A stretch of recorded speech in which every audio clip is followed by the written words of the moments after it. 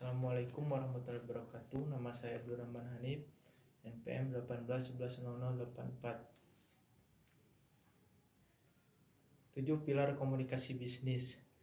Yang pertama adalah pemahaman terhadap proses komunikasi. Yang kedua penggunaan pikiran. Yang ketiga memahami bahasa. Yang keempat kejelasan pesan. Yang kelima daya persuasi. Yang keenam kelengkapan pesan. Yang ketujuh keinginan baik. Yang selanjutnya adalah pemahaman terhadap proses komunikasi. Yang pertama bagaimana mendapatkan diri sebagai komunikator. Yang kedua bagaimana menggunakan media. Yang ketiga bagaimana menyusun pesan yang terarah. Yang keempat bagaimana memahami komunikan. Yang kelima bagaimana memanfaatkan sumber. Yang keenam Yang selanjutnya ada penggunaan pikiran. Think before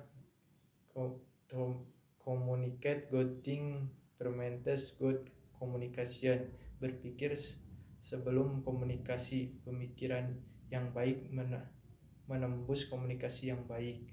Yang selanjutnya adalah memahami bahasa. Bahasa dibagi menjadi dua, verbal dan non-verbal. Yang selanjutnya adalah kejelasan pesan.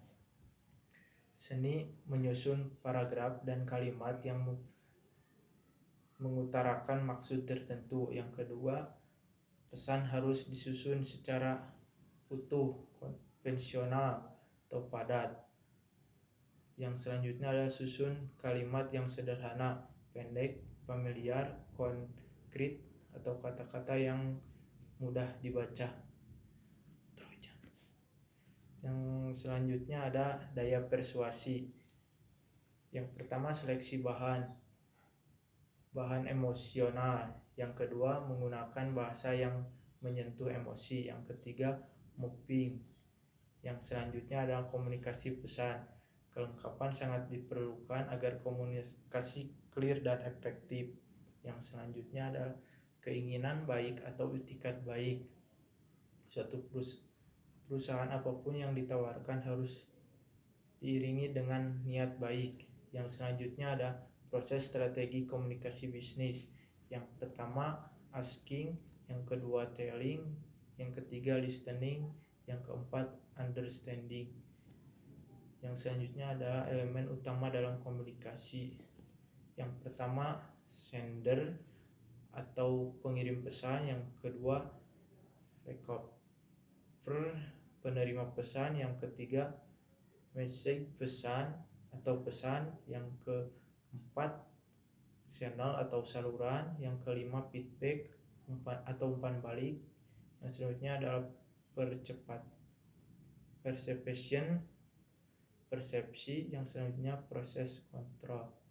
Yang selanjutnya ada prinsip dalam komunikasi, prinsip of line loss.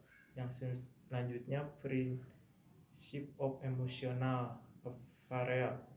Yang ketiga prefer of aspiration. Yang keempat keterampilan dalam komunikasi. Yang kelima keterampilan dalam mengirim. Yang keenam keterampilan dalam menerima. Yang ketujuh proses pembagian informasi. Yang delapan berbicara secara efektif. Yang sembilan kemampuan mendengar. Sekian dari saya.